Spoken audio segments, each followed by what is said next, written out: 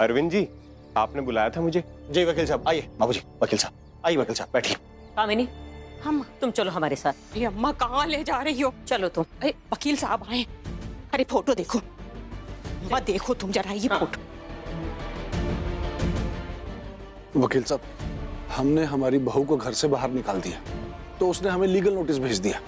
अम्मा हाथ छोड़ो मरा। अम्मा अब सच सच बताओ कामिनी, ये फोटो तुमको किसने भेजी? अम्मा अभी तुमको हमने बोला कि हम नहीं जानते फोटो किसने भेजी है, फिर भी तुम पीछे पड़ी हो है? देखो नंबर भी सेव नहीं है हमारे पास।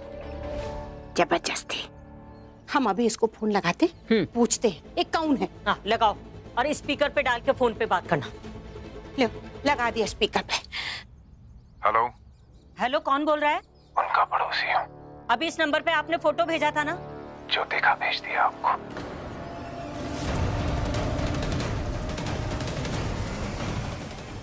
हाँ लेकिन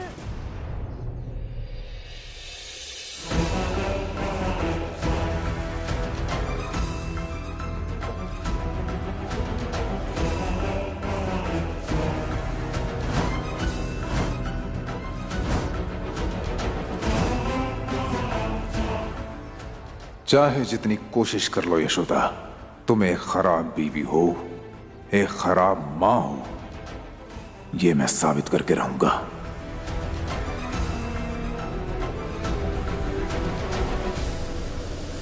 अब तो इस फोटो का मतलब तुम्हें समझ में आ रहा होगा ना? है?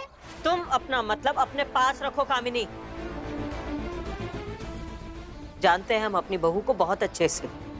तुम ना अपनी जबान बंद रखो। तुम कह रही हो तो हम कुछ नहीं बोलेंगे, ठीक?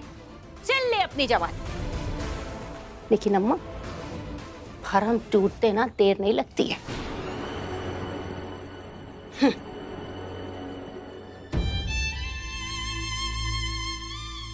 हे भगवान, हमारी बहू की रक्षा करना। उस पर तो भरोसा है लेकिन जमाने पर नहीं। इसका तो अब एक ही उपाय समझ आ रहा है मुझे। क्या वकील साहब? उपाय ये है गुप्ता जी कि आप अपने बड़े बेटे अशोक को बेदखल करके सारी जायदाद अरविंद के नाम लिख दीजिए।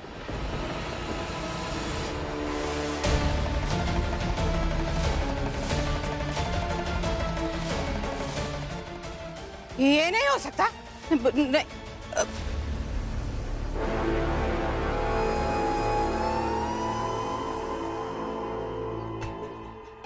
हाँ, ये नहीं हो सकता बाबूजी, क्योंकि अगर आप अपनी संपत्ति अरविंद के नाम कर देंगे ना तो यशोदा केस कर देगी अरविंद पे, और ये मामला आपके हाथ से निकल जाएगा और लड़ाई दोनों भाइयों की शुरू हो जाएगी। हाँ, यही तो हम कह रहे थे। हाँ, वकील साहब एक बात हम और कहना चाहते हैं, वो ये कि काहे नहीं बाबूजी अपनी जितनी जमीन जायदाद है ये सब हमारे नाम कर दें।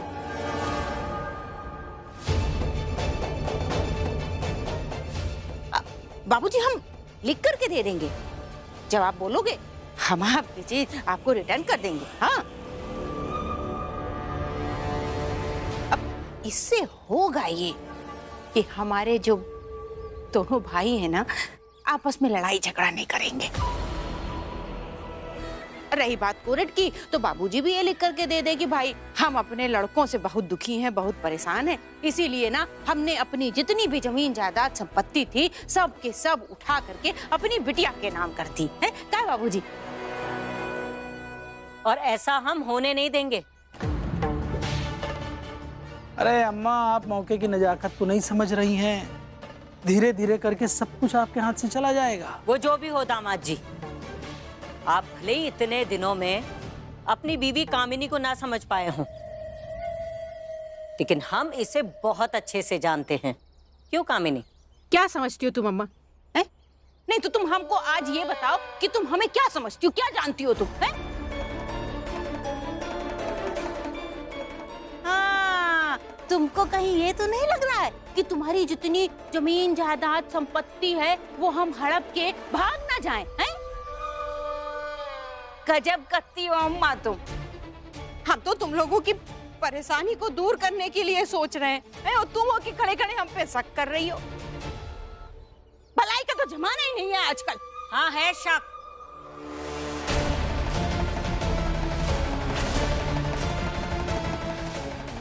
तुम्हें जो कुछ देना था हम पहले ही दे चुके हैं और अब तक दे रहे हैं। और ऐसी कोई वजह ही नहीं है कि अशोक को जायदाद से बेदखल किया जाए। हाँ तो अब बाकी क्या है अम्मा? अब और कितनी बेइज्जती होनी बाकी? आपकी बहू ने लीगल नोटिस भेज दिया हमें। वो छोटा सा कृष्णा सड़क पर आंखें दिखाता है हमें। अब और क्या होना बाकी है? और हम अशोक और यशोदा को हमेशा के लिए बेदखल नहीं कर रहे हैं।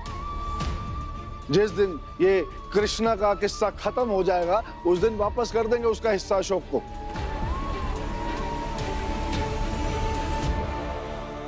वकील साहब, आप कागज की तैयारी कीजिए। हम अपनी सारी जायदाद अरविंद के नाम कर देंगे। समझ में भी आ रहा है आपको कि क्या कर रहे हैं आप? वकील साहब, आप जाइए और कागजों की तैयारी कीजिए। जब कागज तैयार हो जाए तो हमें बता दीजिएगा। जी बिल्कुल। इतनी ज्यादती ठीक नहीं है।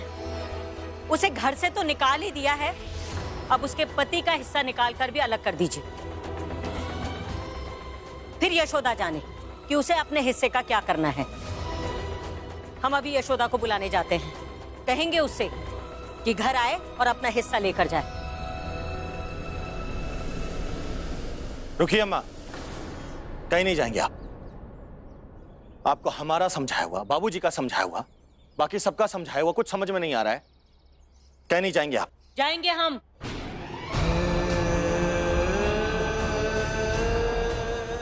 रोक के दिखाओ तुम।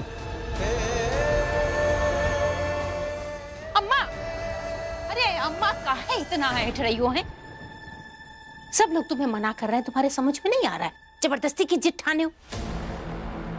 चलो भीतर चलो। कामिनी छोड़ो हमारा हाथ। अरे आओ अम्मा। अरे हम कह रहे छोड़ो। अरे जिद नहीं करते अम्मा, अंदर आओ। जल्द से जल्द ये काम होना चाहिए अरविंद जी।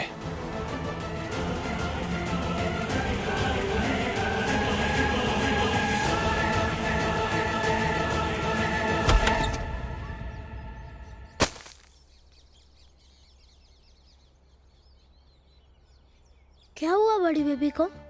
पता नहीं भैया, मैं तो दीदी से कब से पूछ रही हूँ पर कुछ बताया ही नहीं।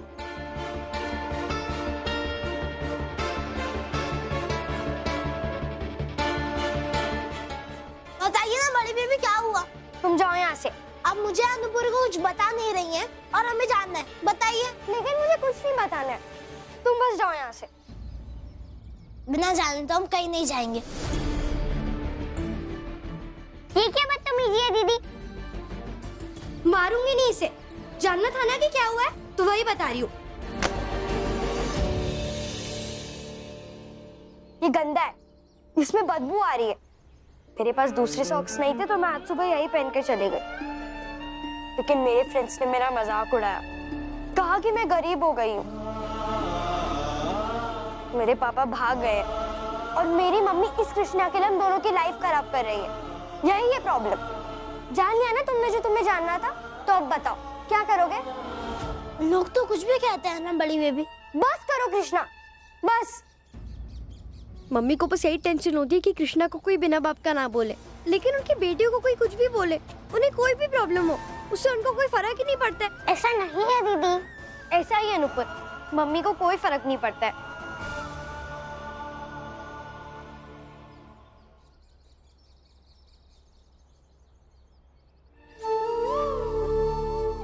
मम्मी हमारे घर चलो ना, यहाँ बहुत अजीब सा लगता है। उस चटाई पर नींद भी नहीं आती है, पंखा तक नहीं है यहाँ, तो मैं कैसे सो पाऊंगी? आस्था को बिना पंखे के नींद ही नहीं आती है, फिर से रात में उठकर रोएगी। आइए आइए आइए, 2500 रुपए दान में ले जाइए। सेठ जी का बहुत बड़ा फायदा हुआ है, जल्दी कीजिए, जल्दी आइए। आइए आइए, सेठ जी का बहुत बड़ा फायदा हुआ है, 2500 रुपए सबको दान में मिलेंगे।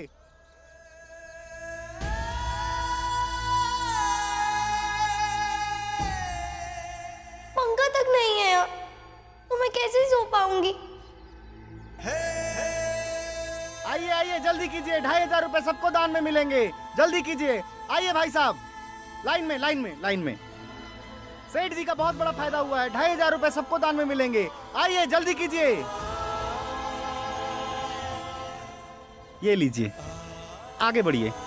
आइए बहन जी।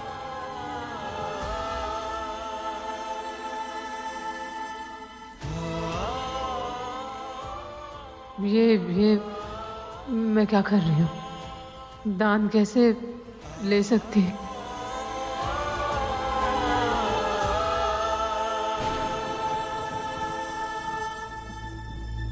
उस चटाई पर नींद भी नहीं आती है, पंखा तक नहीं है यार, तो मैं कैसे सो पाऊंगी?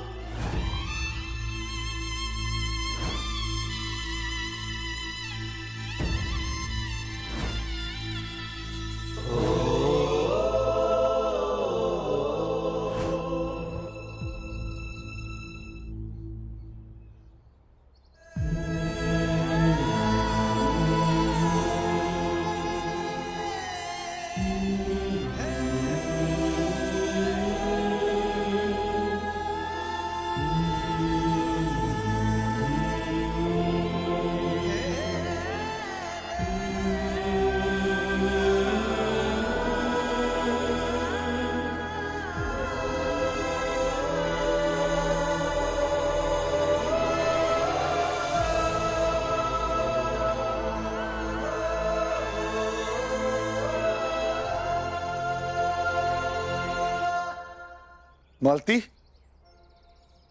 यशोदा की तस्वीर किसने भेजी? पता नहीं, हमने फोन किया तो उसने अपने बारे में कुछ बताया नहीं। देखा हमने कहा था ना कि यशोदा को रणधीर के यहाँ नौकरी करने मत भेजो, लेकिन नहीं, तुमने हमारी बात नहीं मानी। तुम ही ने उसको उकसाया है। तो क्या करती वो? अपने बच्चों को भूखा मार डालती। बहू या बेटी जब घर के बाहर पैर रखती है ना, तो ताक में बैठे समाज के ये गिद्ध अपनी औकात दिखाने लगते हैं। और जहां तक बात हमारी यशोदा की है ना जी, तो हमें अपनी बहू पर पूरा यकीन है। जिस किसी ने भी ये फोटो भेजी है, जरूर किसी षड्यंत्र के तहत भेजी है। फोटो देखकर नहीं लगता आपको कि जैसे यशोदा को भी नहीं पता कि कोई उसकी फोटो ले रहा है?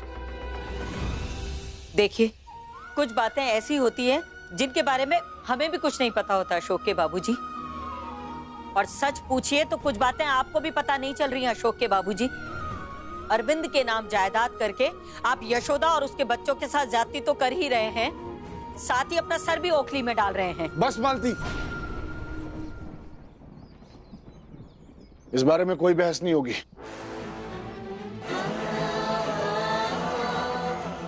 मत कीजिए कोई बहस अशोक के बाबूजी,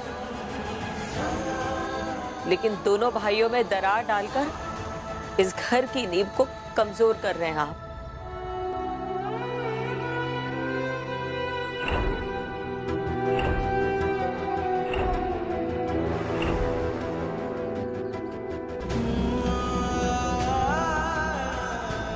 नहीं पहनना है अब इसे। अब से खाली जूता पहन कर जाऊंगी, शायद तब मम्मी को मेरी फिक्र होगी। दीदी ऐसा मत करिए प्लीज। हाँ बड़ी भी मत कीजिए ऐसा। नहीं, अब मैं सब काट डालूंगी और तुम दोनों जाओ यहाँ से। दीदी प्लीज। कोई प्लीज नहीं ऊपर।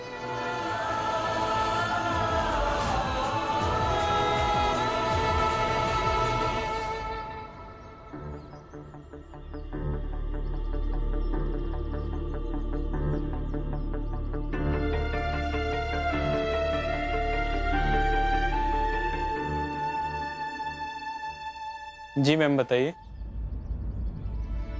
जी फैन चाहिए था। मुकेश, मैम को फैन दिखा दीजिए। जी मैम। फैन? हाँ फैन, ये लीजिए मैम, ये बहुत अच्छी क्वालिटी का है। इसकी 2 साल की वारंटी है और 5 स्टार रेटिंग फैन ही है मैडम। ये मात्र 4,500 रुपये का ही है।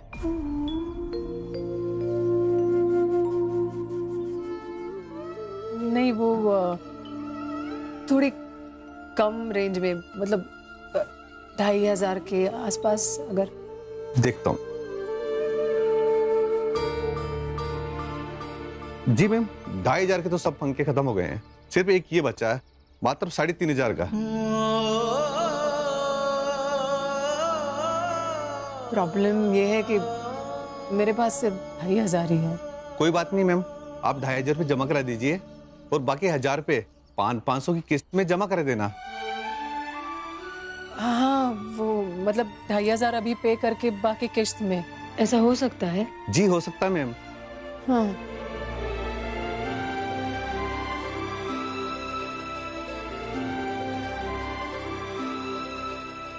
आप पैक करवा दीजिए। अपना फोन नंबर, अपना पता और एक आईडी वहाँ काउंटर पे दे दीजिए आप। जी, अब लगवाने किसी को भेज देंगे? जी मैम, आज तो नहीं हो पाएगा, आज हमारे सारे वर्कर जा चुके हैं। आज बिल्कुल ही पॉसिबल नहीं है क्या? जी नहीं मैम, कल कोई लड़का आकर आपके एड्रेस पे लगा देगा। ठीक है, कोई बात नहीं, आप, मैं पेमेंट करती हूँ, आप पैक करवा दीजिए। जी मैम।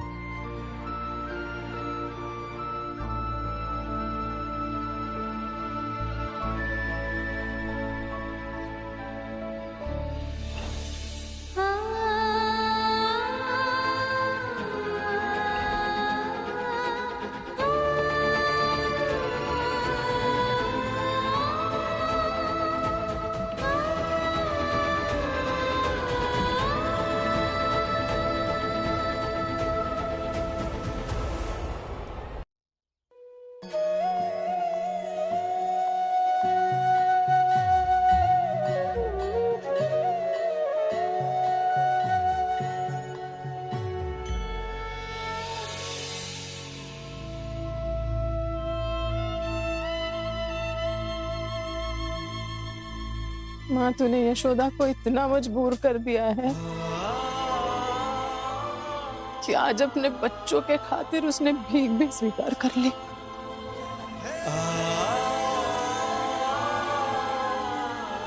दुख है, पीड़ा हुई है। जिस औरत ने तेरे सिवा किसी के आगे हाथ नहीं फैला है, उसने आज अपने बच्चों के खातिर भीख भी स्वीकार कर ली। मैं शिकायत नहीं कर रही हूँ, बस पूछ रही हूँ,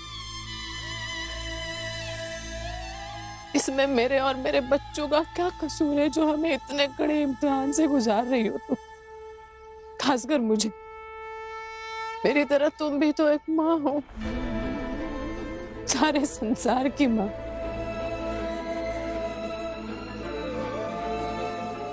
लेकिन शायद तुम्हें पता नहीं है माँ, कि एक माँ का भार इस संसार का भार उठाने से कई ज्यादा मुश्किल होता है। देख ले,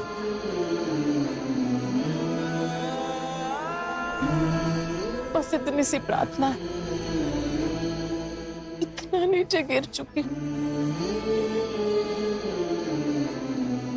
इससे और नीचे मत गिरा, मत गिरा। मैं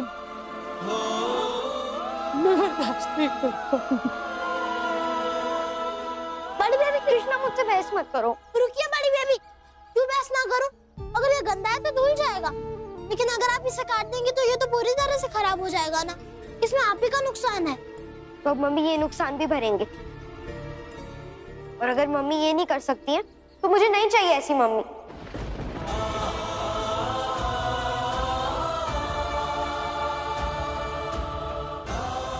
बड़ी बेबी मत कहिए ऐसा, आपको पता नहीं है कि आपकी मम्मी आपके लिए कितनी मेहनत करती हैं।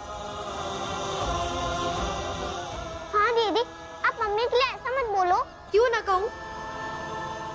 सबकी मम्मी अपने बच्चों को सब कुछ देती है, लेकिन हमारी मम्मी ने हमसे हमारा सब कुछ छीन लिया।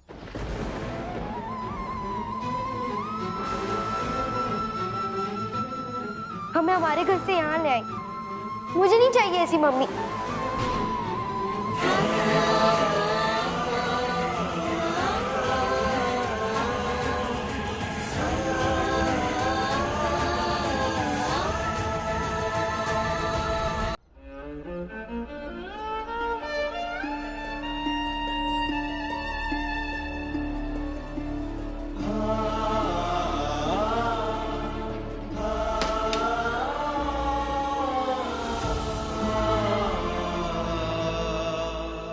बड़ी बेबी, आपको जाकर मैडम जी से सॉरी बोलना चाहिए। मैंने कुछ गलत नहीं कहा, तो मैं क्यों सॉरी बोलूं? और वैसे मैंने कोई झूठ भी नहीं कहा है। मम्मी बस तुम्हारी केयर करती है और किसी की नहीं। बड़ी बेबी ऐसा नहीं है और ऐसा कभी नहीं हो सकता।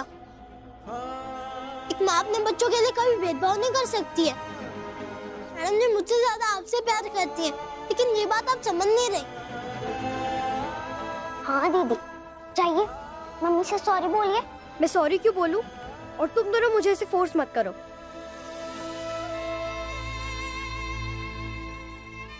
नूपुर, अंदर मैडम जी रो रही होंगी और उन्हें चुप कराने हम नहीं जाएंगे। अगर बड़ी बेबी को जाना है तो जाए, और अगर नहीं जाना तो रोने दे मैडम जी को। और तुम चलो, हम बाहर थोड़ा घूम कर आते हैं।